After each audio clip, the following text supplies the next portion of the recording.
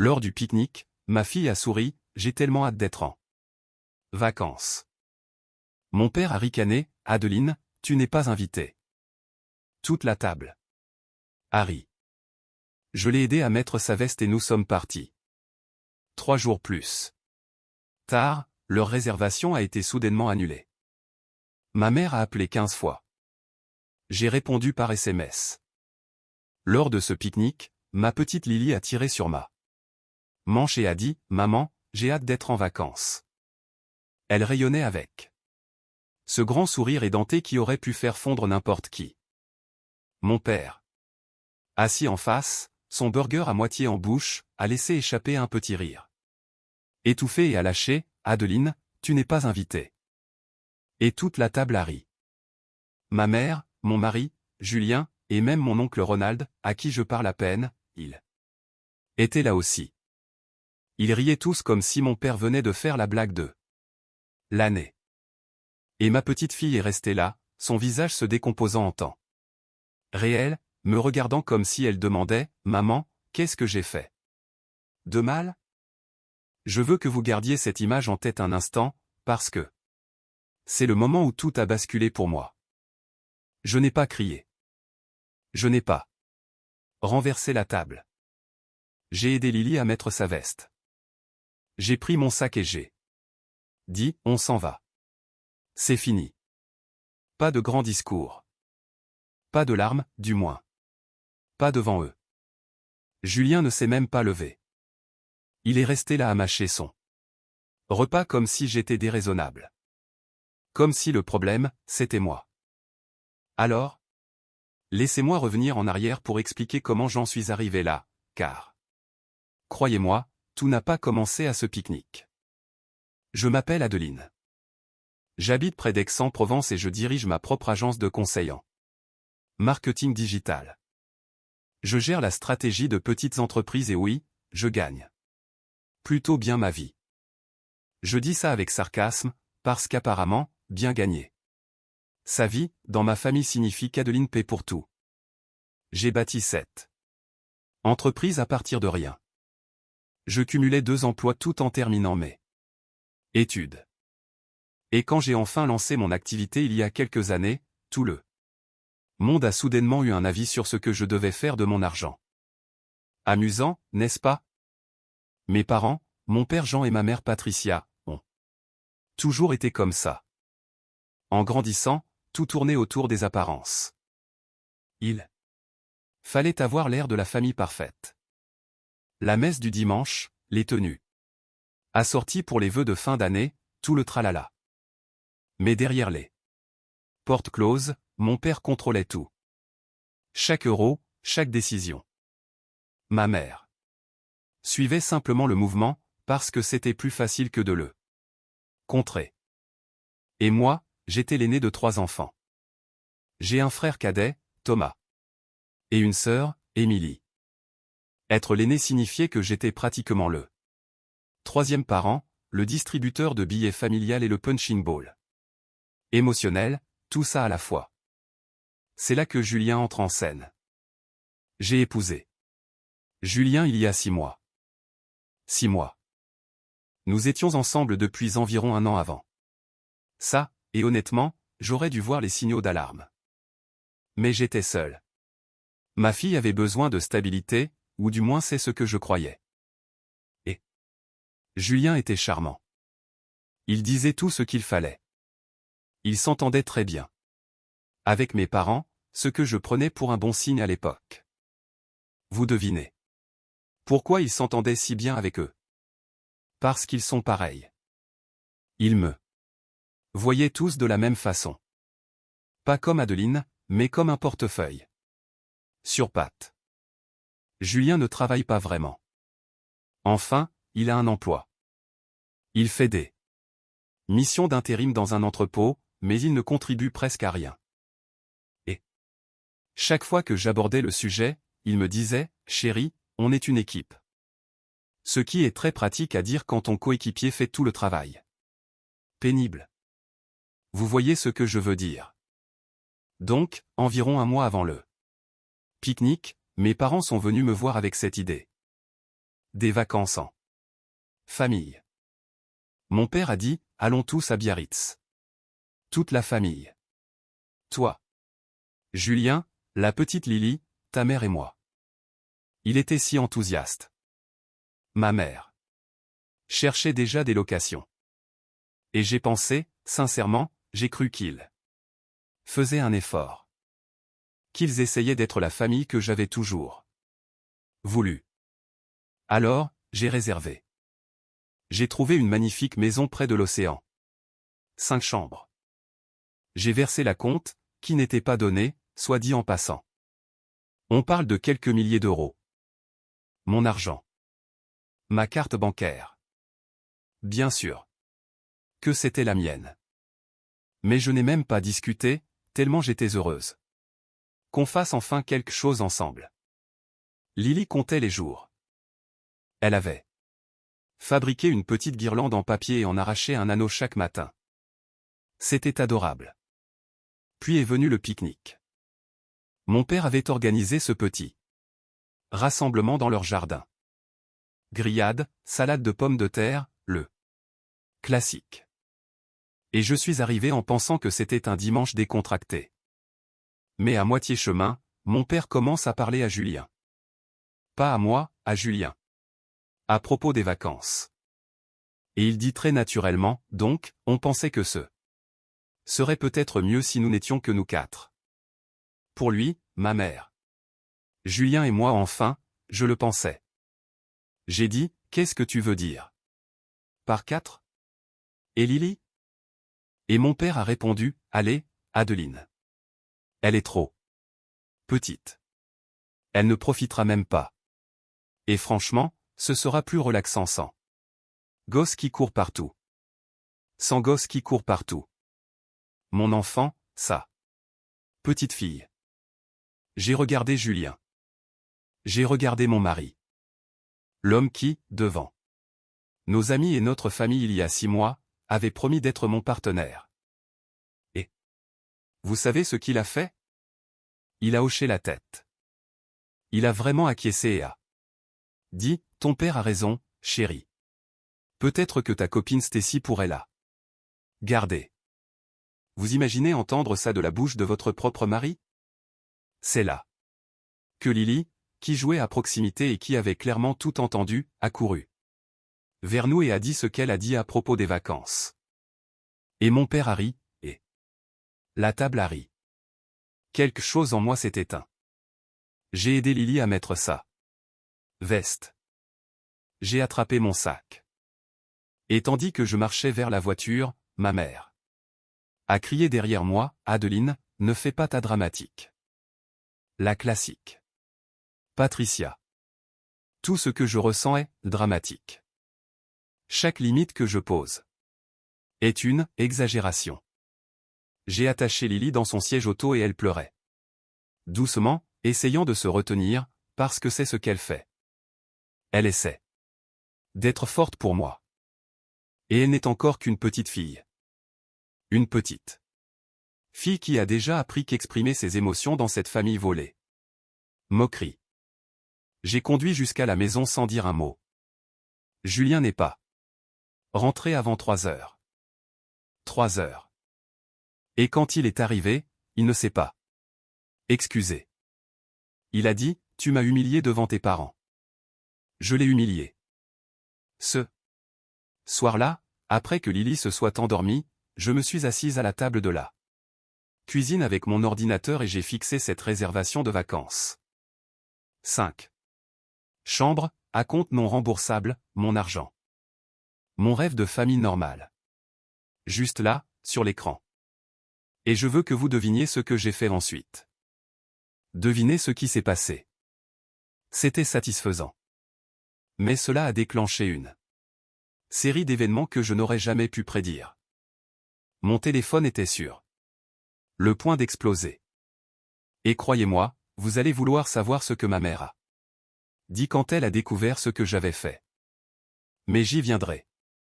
Car d'abord, je dois vous parler de la conversation que j'ai eue avec ma cousine, Brenna. Cette conversation qui a tout changé. Ce soir-là, j'étais assise à ma table. fixant cette confirmation de réservation comme si elle me devait de l'argent. Et honnêtement, c'était un peu le cas. Quelques milliers d'euros non remboursables. Pour des vacances où ma propre fille n'était pas la bienvenue. J'ai pris mon téléphone et j'ai appelé ma cousine Brenna. Brenna est la fille de la sœur de ma mère, et c'est le genre de personne qui vous dit la vérité, même quand vous ne voulez pas l'entendre. Elle m'avait un jour dit que ma robe de bal ressemblait à un rideau, et franchement, elle avait raison. Avant même que je puisse finir d'expliquer ce qui s'était passé, elle a dit « annule tout ». J'ai demandé « quoi ?» Adeline, annule tout. La maison, la voiture de location, tout. Ne leur dis rien. Annule juste. Et j'ai pensé, c'est fou. C'est mesquin. C'est dramatique, tout comme ma mère dit que je suis. Et puis, je me suis dit, oh, c'est exactement ce qu'il mérite. Au téléphone avec Brenna, j'ai ouvert le site de réservation et j'ai annulé la maison. Fini. La voiture, fini. Les réservations de restaurants, ce bel endroit de fruits de mer. Sur le front de mer que ma mère avait spécifiquement demandé. Tout nettoyé. Oui, j'ai perdu la compte. Quelques milliers d'euros évaporés. Mais cet argent m'a acheté quelque chose de plus précieux. Ça m'a acheté de la lucidité. Brenna a demandé, comment tu te sens? J'ai répondu, comme si je venais de perdre une tonne d'argent. Elle a ri. Oui, mais comment tu te sens vraiment? Libre. Alors, voilà la chose. Je n'ai rien dit à personne. Pas à mes parents, pas à Julien, à personne. Pendant 3 jours entiers. 3 jours où Julien parlait de quel maillot de bain emporter. 3 jours où ma mère m'envoyait des liens pour de la crème solaire. 3 jours où mon père envoyait des messages à Julien sur des sorties en bateau. Et moi, je souriais, j'hochais la tête et je ne disais rien. Pensez-vous que c'était mal de ma part? Parce qu'honnêtement, une partie de moi se sentait coupable. Mais ensuite, je regardais Lily et je me souvenais de son visage à cette table de pique-nique, et la culpabilité disparaissait très vite. Le 3e jour, ma mère a appelé. 14 fois. J'ai regardé chaque appel arriver et j'ai laissé tout le monde sur la messagerie vocale. Les SMS sont passés de « Adeline, rappelle-moi » à « Adeline. Il y a un problème avec la réservation », puis « Adeline, tu as fait quelque chose », pour finir avec mon préféré, « Adeline Anne, décroche ton téléphone. » Tout de suite. Le prénom complet. Vous savez que c'est sérieux quand il utilise le 2e prénom, n'est-ce pas? J'ai attendu 1 heure. Puis j'ai envoyé un seul SMS. Justin. Pas de Lily, pas de voyage. J'espère que vous profiterez de votre été. Et j'ai éteint mon téléphone. Ce à quoi je ne m'attendais pas, et qui m'a complètement prise au dépourvu, c'est la réaction de Julien. Je pensais qu'il bouderait et me ferait la tête. C'est son comportement habituel. Mais il est rentré ce soir-là, furieux, tremblant. Il a dit, tu sais ce que tu viens de faire? Ton père avait des projets pour ce voyage. Adeline. Il avait des choses de prévues. J'ai demandé, quelle chose? Il s'est tu. Ce genre de silence où l'on peut entendre le cerveau de quelqu'un chercher fébrilement un mensonge. Puis il a dit, rien. Oublie. Mais je ne suis pas stupide. J'ai vérifié son téléphone cette nuit-là pendant qu'il était sous la douche. Oui, je sais. Jugez-moi dans les commentaires si vous voulez. Mais ce que j'ai trouvé a justifié tous les soupçons que j'avais eus. Des messages entre Julien et mon père. De longues conversations. Mon père discutait avec un certain Curtis à Biarritz au sujet d'un investissement immobilier. Et devinez dont l'argent il prévoyait d'utiliser. Les vacances étaient un piège. Ils allaient me présenter cette incroyable opportunité pendant que j'étais détendu, pensant que j'accepterais. Julien était dans le coup. Mon propre mari complotait avec mon père pour me manipuler. Et Lily n'était pas invitée parce que c'était écrit noir sur blanc dans les messages de mon père, l'enfant sera une distraction. Nous avons besoin qu'Adeline soit concentrée. Une distraction. Ma fille était une distraction par rapport à leur combine. Je suis resté assis sur le sol de la salle de bain avec le téléphone de Julien entre les mains et je n'ai pas pleuré. J'avais dépassé ce stade.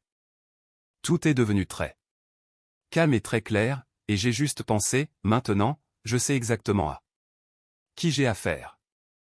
Le lendemain matin, j'ai agi normalement, j'ai préparé le petit déjeuner, le déjeuner de Lily, j'ai embrassé Julien sur la joue, et dès que sa voiture a quitté l'allée, j'ai appelé Brenna. Elle a dit, maintenant. Quoi? J'ai répondu, c'est pire que ce qu'on pensait. Et je lui ai tout raconté. Elle est restée silencieuse un long moment. Puis elle a dit. Adeline, quand vas-tu cesser d'être surprise que des gens qui t'utilisent depuis toujours continuent de le faire? Elle avait raison. Ce n'était pas nouveau. Mes parents faisaient ça depuis mon premier salaire.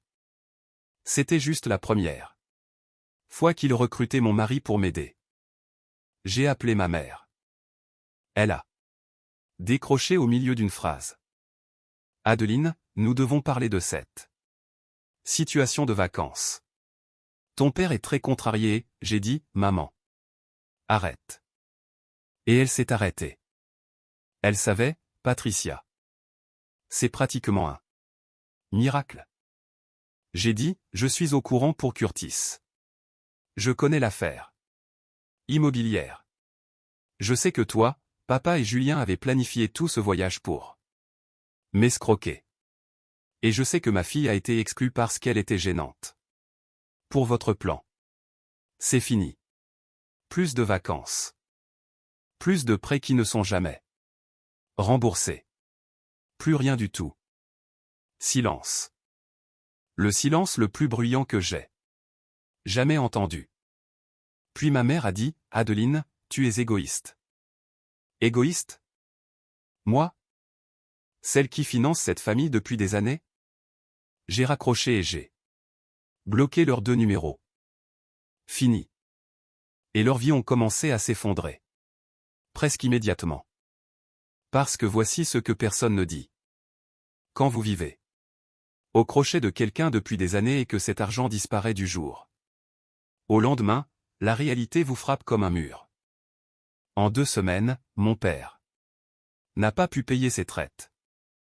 La carte de crédit de ma mère, celle que je remboursais discrètement, a été rejetée. Leur prêt immobilier était déjà en retard, et sans mon argent, tout s'est écroulé. Ma sœur Émilie a appelé et a dit. Adeline, maman et papa sont vraiment en difficulté. Papa parle de vendre la maison. Vous savez ce que j'ai dit? Tant mieux. Cruel? Peut-être. Mais pensez-vous que je devrais avoir pitié d'eux après tout ça? Dites-moi ce que vous en pensez. Puis Émilie a ajouté, il y a autre chose. Julien est chez eux. Presque tous les jours. Mon mari chez mes parents. Les gens que je viens de couper, faisant de petites réunions sans moi. Et ça a été la goutte d'eau. Parce que ce que j'ai décidé de faire à propos de Julien, même Brenna ne l'avait pas vu venir. Et croyez-moi, cette femme voit tout. Mais d'abord, je dois vous parler de la conversation que j'ai eue avec Lily ce soir-là. Celle où ma petite fille a dit quelque chose qui m'a complètement brisé et réparé en même temps. Ce soir-là, j'étais assise sur le lit de Lily pour la border, et elle était silencieuse, ce qui ne lui ressemble pas. Lily est une bavarde. Elle vous raconte tout ce qui s'est passé dans sa journée, jusqu'à ce que sa copine Harper a mangé à la cantine. Mais ce soir-là, elle fixait juste le plafond. J'ai demandé, tu vas bien, ma chérie? Elle m'a regardé avec ses grands yeux bruns et a dit, « Maman, est-ce qu'on est les méchantes? Vous imaginez entendre ça de votre enfant? Ma petite fille qui n'a rien fait de mal, qui a été ridiculisée par son propre grand-père, allongée là, pensant qu'elle était le problème. » J'ai dit, « Non, mon cœur, nous ne sommes absolument pas les méchantes. » Elle a hoché la tête. Puis elle a dit, « Et ça m'a anéanti, tant mieux. Parce que je n'aimais pas faire semblant d'aimer Julien de toute façon. Pendant tout ce temps, je pensais si bien cacher les choses. Mais les enfants voient tout. Ma fille jouait la comédie chez elle autour d'un homme que j'avais fait entrer dans sa vie. Et ce n'est qu'une petite fille. C'était ça. C'est le moment où j'ai pris ma décision. Le lendemain matin, j'ai appelé une avocate spécialisée en divorce. Elle s'appelait Gloria Hutchin, et Brenna me l'avait recommandée des mois auparavant. Des mois, d'ailleurs, ce qui prouve que Brenna avait vu ça arriver bien avant moi. Gloria était tranchante et directe. La première chose qu'elle a dite a été, « Il n'a contribué à rien financièrement. » J'ai répondu, « Presque rien. » Elle a dit, « Alors, ça devrait être simple. » Et ça l'a été. La maison était à moi avant le mariage. L'entreprise était à moi. La voiture qu'il conduisait, mon nom était sur la carte grise. Julien était entré dans ce mariage avec un sac de sport et quelques opinions. Et c'est à peu près tout ce avec quoi il allait repartir. Je ne lui ai pas dit tout. De suite, cependant. J'avais besoin de quelques jours pour tout mettre en ordre. Gloria a déposé les papiers et j'ai juste attendu. J'ai continué à vivre normalement. Préparer le dîner. Regarder la télé sur le canapé avec lui. Tout ça. En sachant que les papiers allaient arriver. Pendant ce temps, mes parents étaient en pleine spirale. Émilie me tenait au courant, que je le veuille ou non. Papa a mis la maison en vente. Maman appelait tous les parents qu'elle pouvait trouver pour essayer de faire entendre raison à quelqu'un. Elle a même appelé Brenna, la femme qui m'avait conseillé d'annuler le voyage en premier lieu. Vous pouvez deviner comment ça s'est passé. Brenna m'a dit plus tard. Ta mère a appelé en pleurant, disant que tu avais perdu la tête. Puis Brenna a ajouté, je lui ai dit que la famille était détruite dès le moment où Jean a ri d'une enfant et l'a traité de distraction. Ai-je mentionné que j'adore Brenna? Parce que vraiment, j'adore Brenna. Les papiers ont été signifiés un mardi. Julien était assis à la table de la cuisine en train de manger ses céréales. Mes céréales. Dans ma maison. À ma table. Et la sonnette a retenti. Il a ouvert l'enveloppe, a lu la première page et m'a regardé comme si j'avais renversé le monde. Non, tu n'es pas sérieuse. J'ai dit, je n'ai jamais été aussi sérieuse de toute ma vie. Il a tout essayé. D'abord, la colère. Crier, claquer les portes, dire que personne ne supporterait jamais mon caractère. Puis la négociation. Il changerait, trouverait un meilleur travail. Il ne savait rien d'une quelconque affaire immobilière. Ce qui était un mensonge, car j'avais vu les messages et je le lui ai dit. Son visage quand j'ai dit ça. Inestimable. Puis est venue la culpabilisation. Et Lily? Elle a besoin d'une figure paternelle. Et Lily elle-même, qui avait entendu depuis le couloir, est entrée dans la cuisine et a dit, je vais bien. 2 mots. Ma gosse est plus courageuse que la plupart des adultes que je connais. Julien a déménagé la semaine suivante. Et il est allé, vous ne pouvez pas inventer ça. Chez mes parents. Mes parents avec qui je suis en froid. Il a emménagé avec eux. Les 3 là-bas, comme un petit club triste de gens qui ont perdu l'accès au compte bancaire d'Adeline. Est-ce terrible que ça m'ait fait rire? Parce que vraiment, c'était le cas. Les semaines qui ont suivi ont été les plus paisibles de ma vie. Juste Lily et moi. On préparait le dîner ensemble, on regardait des films. Elle a commencé à mieux dormir.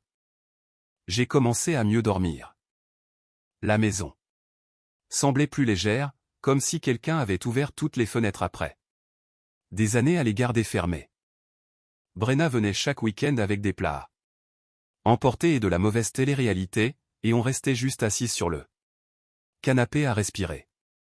Un soir, Lily et moi faisions des tacos, son plat préféré, et elle a dit, « Maman, c'est comme ça que je voulais que ce soit. » J'ai demandé, « Qu'est-ce que tu veux dire ?» Elle a répondu, « Juste nous. » Heureuse. J'ai dû me retourner et faire semblant de couper des oignons parce que je n'allais absolument pas pleurer sur la viande à tacos. Le divorce a été prononcé environ 2 mois plus tard. Julien a essayé de se battre pour obtenir certains actifs de mon entreprise. Gloria a fermé ça si vite qu'il a probablement eu un coup du lapin. Aux dernières nouvelles, il est toujours chez mes parents, dormant dans ma vieille chambre d'enfant. L'ironie est presque trop forte. Et voici ce qui m'a le plus surprise. Mon père m'a contacté. Pas ma mère. Jean.